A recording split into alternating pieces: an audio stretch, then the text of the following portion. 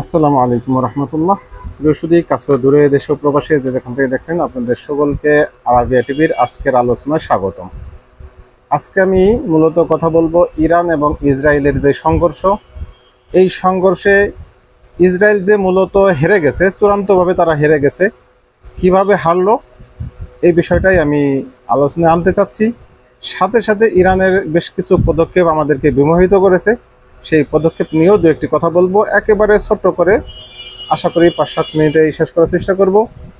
সাথেই থাকবেন শেষ পর্যন্ত এবং আপনারা আপনাদের মূল্যবান মতামত কমেন্টে জানাবেন ইনশাল্লাহ। তো প্রথমে আমরা বলছি যে ইরানের বেশ কিছু গুরুত্বপূর্ণ সিদ্ধান্তের খবর আমরা কয়েকটি সূত্রে জানতে পেরেছি।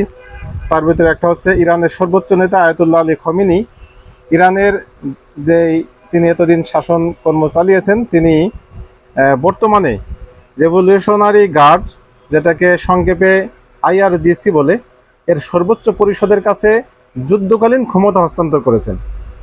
এ কারণেই করেছেন যাতে যুদ্ধকালীন অনেক সময় তাৎক্ষণিক কিছু সিদ্ধান্ত নিতে হয়।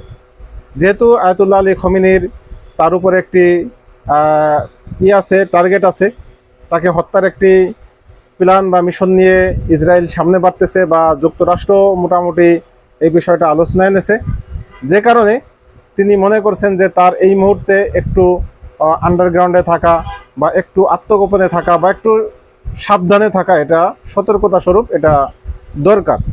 তো যেহেতু তিনি সাবধানে থাকবেন, হয়তো কোথাও আত্মগোপনে থাকবেন, সেই জায়গা থেকে যুদ্ধকালীন সমস্যা মিটাইতে বা যুদ্ধকালীন যে কোনো সিদ্ধান্ত নিতে যেন একটুও বেগ পেতে না হয়, তাৎক্ষণিক সিদ্ধান্ত নেওয়া যায়, এই জন্যই মূলত আইআরজিসির কাছে, এআইআরজিসির সর্বোচ্চ পরিষদ যেটা, তাদের কাছে তিনি ক্ষমতার হস্তান্তর করেছেন। অর্থাৎ কতটা বিচক্ষণ হলে এই কাজটা করতে পারেন। তাদের মূল টার্গেট হচ্ছে দেশপ্রেম, দেশের বিজয় এবং ইসলামের শত্রু যারা আছে বা তাদের শত্রু যারা আছে, শত্রুকে যে কোনো মূল্যে পরাভূত করা। তাই নিজের ক্ষমতা হস্তান্তর করে হলেও সেখানে পিছপা হননি। এটাই হচ্ছে তাদের বদান্যতা বা বিচক্ষণতা।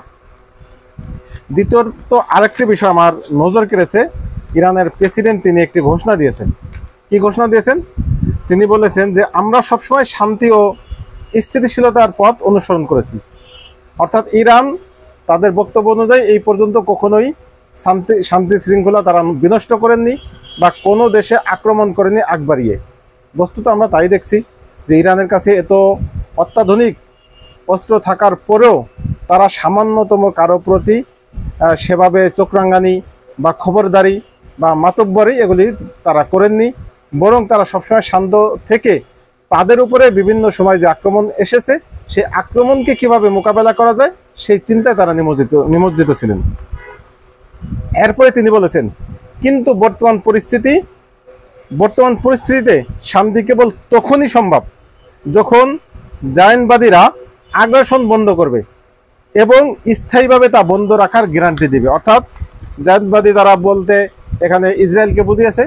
ইসরায়েল নিয়মিতভাবে তারা যেভাবে ফিলিস্তিনিদের উপরে খবরদারি করতেছে, ফিলিস্তিনিদের উপরে জবরদখল করতেছে এবং ফিলিস্তিনিদেরকে তাদের বসত ভিটা থেকে বের করে দিচ্ছিল অনবরতভাবে, সেখানে শিশুদের উপরে আক্রমণ, হসপিটালে আক্রমণ এবং আন্তর্জাতিক যে রুলস রেজুলেশন ছিল যে কোনো তিরান আসলে সেই তিরান আসতে দিতে হবে, ওষুধবাহী কোনো জাহাজে আক্রমণ করা যাবে না, অথচ তারা প্রত্যেকটা ন্যাক্কারজনক কাজ করেছে, যেই কাজের মাধ্যমে তারা মানবতা বিরোধী অপরাধী। অথচ তারা এখন বলছে যে এই সময় এসে তারাও এখনো কিন্তু ইরানের উপরে যে আক্রমণ করেছে সেখানে হসপিটালের উপর আক্রমণ করেছে। ইরানের হসপিটালের উপরে আক্রমণ নিয়ে পশ্চিমারা একেবারেই মুখে কুলু পেটেছিল, তারা কোনো কথা বলেনি। কিন্তু যখনই ইরান আবার একটা পাল্টা আক্রমণ করে, যেই আক্রমণে একটা হসপিটাল সামান্যতম কিছু ক্ষতিগ্রস্ত হয়, এটা নিয়ে কিন্তু পশ্চিমারা তুলকালাম করে ফেলতেছে। মানে ইসরায়েলের হসপিটালে হামলা করলে সেটা মানবতা বিরোধী, কিন্তু ইরানের হসপিটাল না, ইরানের মানুষ তাদের কাছে মানুষ মনে হয় না, ইরানের হসপিটালে যে রোগী সেগুলি অসভ্য বা ইতর মনে হয় তাদের কাছে, জানোয়ার মনে হয় তাদের কাছে। এটাই হচ্ছে সবচাইতে নোংরামি, সবচাইতে বড় শয়তানি, এবং এটাই হচ্ছে মুখোশধারী শয়তান, যে তারা মূলত মুখোশ ধরে আছে, যে মানবতার মুখোশ। এই মানবতার মুখোশ ধরে জাতিসংঘ সহ পশ্চিমারা তারা আমাদেরকে নিয়ন্ত্রণ করার চেষ্টা করতেছে, মুসলমানদেরকে নিয়ন্ত্রণ করার চেষ্টা করতেছে।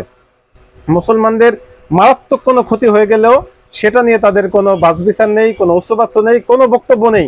কিন্তু যখন মুসলমানদের দ্বারা সামান্যতম তারা একটু আক্রান্ত হবে, তখনই তাদের গেল গেল রব উঠে যায়। একজন যখন বলা শুরু করে, সকল ওই শিয়ালের মতো সবাই মিলে একসাথে তখন হুক্কা হওয়া শুরু করে। এটা হচ্ছে আসলে পশ্চিমাদের মানবতার মুখোশের আড়ালে শয়তানি লুকানো। এজন্য আমরা পশ্চিমাদের থেকে এখন আর কোনো কিছু শিক্ষা নিতে চাই না, বরং আমরা আমাদের কোরআন এবং সুন্নাতে যা আছে সেটাই আমরা অনুসরণ করতে চাই। দ্বিতীয় যে পয়েন্টটা আমি বলবো সেটা হচ্ছে, শুরুতেই বলেছিলাম যে এই যুদ্ধে মূলত ইসরায়েলের পরাজয় হয়েছে। কিভাবে পরাজয় হয়েছে? এতদিন পর্যন্ত ইসরায়েল একচ্ছত্রভাবে মধ্যপ্রাচ্যে তারা শাসন করতে পারত, অর্থাৎ মধ্যপ্রাচ্যে যে কোনো বিষয়ে তারা নাক গলাইতে পারত, বা তারা একচাটিয়াভাবে তারা তাদের সিদ্ধান্ত নিতে পারত। তাদের সিদ্ধান্ত নেওয়ার ক্ষেত্রে কেউ তাদের উপরে নাক গলাইতে পারতো না, কারণ সবাই তাকে সমীহ করত। ইসরায়েলের যে পরাশক্তি বা ইসরায়েলের যে ক্ষমতা বা তাদের যে অস্ত্র সম্ভার বা যোদ্ধাস্ত্র, এগুলিতে মূলত সকলেরই একটা অজ্ঞাতবশত একটা আতঙ্ক ছিল, যে না জানি তাদের কাছে কি আছে, না জানি তারা কি করে ফেলতে পারবে। এই কারণেই ইসরায়েলকে আমরা সকলে মিলে ভয় পাইতো মূলত। সেই ভয় কিন্তু ভেঙে গেছে। ইরান আক্রমণের পরে দেখিয়ে দিয়েছে তাদের আয়রন ডোম অকেজো, তাদের আয়রন ডোম দিয়ে যে ইসরায়েলকে রক্ষা করা যাবে না বা ইরানের আক্রমণকে প্রতিহত করতে পারে না, এটা কিন্তু ক্লিয়ার হয়ে গেছে। তাদের আয়রন ডোম অকেজো এবং তাদের মেন যে শহরগুলি, প্রত্যেকটা শহর আক্রমণ করেছে। তেল আবিব সহ প্রত্যেকটা জায়গায় তাদের গোয়েন্দা প্রধান, মোসাদের প্রধান কার্যালয়ে এবং তাদের সেনাবাহিনীর যেই ছিল, গবেষণাগার ছিল, সেইখানে পর্যন্ত আক্রমণ হয়েছে। তার মানে আর বাকি আছে কি? বড় বড় স্থাপনা, তেল শোধনাগার সহ বড় বড় স্থাপনাতে আক্রমণ করে একেবারে ধূলিসাৎ করে এটাই বুঝিয়েছে যে তোমাদের দিন শেষ, এখন আসবে নতুন কোনো সম্ভাবনা। একটা বিষয় তো আমাদের মনে করতে হবে। আমি ছোট্ট একটা রিল দিয়েছিলাম, রিলে একজন বলেছে যে এটা শুধু ভাবনা, অর্থাৎ ইরানের বিজয় বা ইরান সামনে ছড়ি ঘোরাবে মধ্যপ্রাচ্যে, এটা মূলত আমার ভাবনা। এরকম এক ভাই আমার একটা কমেন্ট করেছেন। তো আমি তাকে বললাম যে আল্লাহ তাআলার নুসরত যদি থাকে আর মানুষের যদি ইচ্ছা থাকে, মূলত ইচ্ছাটা আসে মনের ভাবনা থেকেই, তাহলে কখন কি হয়ে যাবে তার কোনো ঠিক নেই। সারা পৃথিবী বিজয় করা সম্ভব। আমরা দেখেছি হযরতে ওমর ইবনুল খাত্তাব রাদিয়াল্লাহু তাআলার সময় পুরা পৃথিবীর জাহান, অর্থাৎ অর্ধেক পৃথিবী মুসলমানদের করায়ত্তে এসে গিয়েছিল, মুসলমানদের শাসনে এসে গিয়েছিল। অতএব এখনো যে মুসলমানরা শাসন করতে পারবে না এমন দুঃস্বপ্ন আমরা দেখি না, বরং আমরা সবসময় স্বপ্ন দেখি আল্লাহ তাআলা নুসরত করলে ইনশাল্লাহ আবার পুরা পৃথিবী মুসলমানদের করায়ত্তে আসবে। সেই স্বপ্ন আমরা দেখি। এটা কোনো দুঃস্বপ্ন না, বরং এটা আমাদের চূড়ান্ত স্বপ্ন, এবং এই স্বপ্ন বাস্তবায়ন হবে হবে হবে। আর একটা বিষয় দেখেন, যে আমরা ভাবি অনেক সময় হয়ে যায় ভিন্ন। যেমন গত 24 মে মাস পর্যন্ত, জুনের আগ পর্যন্ত, 30 মে পর্যন্ত বাংলাদেশের একজন মানুষ কল্পনাও করে নাই যে শেখ হাসিনার পতন হবে এবং এমন জঘন্যতম ভাবে সে বাংলাদেশ থেকে পালিয়ে যাবে এবং তার পুরা সাঙ্গপাঙ্গ সকলে মিলে পালিয়ে যাবে। অথচ আল্লাহ তাআলার ফয়সালা, মাত্র 1 মাস 36 দিনের ব্যবধানে পুরা চূড়ান্তভাবে শেখ হাসিনার পরাজয় এবং শেখ হাসিনার পালায়ন, পুরা আওয়ামী লীগ একেবারে নাস্তানাবুদ। এখন বাংলাদেশের কোনো একটা জায়গায় মানে স্বেচ্ছায় আওয়ামী লীগের পক্ষ থেকে একটা সমাবেশ করবে, সম্মেলন করবে, এই জনসক্ষমতা তাদের আপাতত নেই বা এই মনোবলটা তাদের নেই। এটাই আসলে আল্লাহ তাআলার খেল। আল্লাহ তাআলা বলেন যে অমাকারু অমাকার আল্লাহ আল্লাহু খায়রুল মাকিরিন। তারা ষড়যন্ত্র করে, কিন্তু আল্লাহ বসে বসে কৌশল অবলম্বন করেন, আর আল্লাহর কৌশল চূড়ান্ত, সবচেয়ে শক্তিশালী। এজন্য কোনো বিষয়ে হতাশা হওয়া ঠিক না। আমার ওই ভাইকে আমি লক্ষ্য করে বলবো, আমার যেই অডিয়েন্স আমার ওই কথাটাকে একটু ভিন্নভাবে মনে করেছেন, আমি আপনাদেরকে লক্ষ্য করে বলছি যে আমাদের স্বপ্ন, চূড়ান্ত স্বপ্ন, কোরআন এবং সুন্নাহয় আমরা যেই তথ্য পাই, যেই নিউজ পাই, সেই নিউজের ভিত্তিতেই আমরা মূলত স্বপ্ন দেখি। আল্লাহ পাক কোরআনে বলেছেন যে ছোট ছোট দলকে আল্লাহ তাআলা অনেক বড় বড় দলের উপরে বিজয়ী করেছেন, করবেন, এটা আল্লাহ তাআলার ওয়াদা। অতএব কে ছোট কে বড় ডাজেন্ট ম্যাটার, মূল বিষয় হচ্ছে আপনার ঈমানি শক্তি কতটুকু, আপনি অবিচল কতটুকু, অটল কতটুকু। আল্লাহ তাআলা কোরআনের একটা আয়াতে বলেছে, ইন্নাল্লাহা ইউহিব্বুল্লাযীনা ইউকাতিলুনা ফি সাবিলিহি সাফফান কাআন্নাহুম বুনিয়ানুম মারসুস। নিশ্চয় আল্লাহ তাআলা ওই সকল লোকদেরকে ভালোবাসেন যারা আল্লাহ রাস্তায় যুদ্ধ করে সীসা ঢালা প্রাচীরের মতো। এখন আপনি কি মনে করেন আল্লাহ যাদেরকে ভালোবাসে তারা নাস্তানাবুদ হয়ে যাবে, তারা পরাজিত হবে?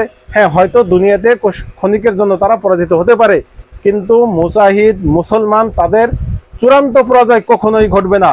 তাদের সফলতার সফলতা, তারা বাঁচলেও সফলতা, মরলেও সফলতা। বাঁচলে গাজী, মরলে শহীদ। এই প্রত্যাশায় আজকে আমি আমার সংক্ষিপ্ত ভিডিওটি শেষ করলাম। আশা করি ভিডিওটি প্রচুর শেয়ার করবেন, কমেন্ট করবেন এবং লাইক দিবেন। আর চ্যানেলটি সাবস্ক্রাইব না করে থাকলে অবশ্যই সাবস্ক্রাইব করে সাথেই থাকবেন।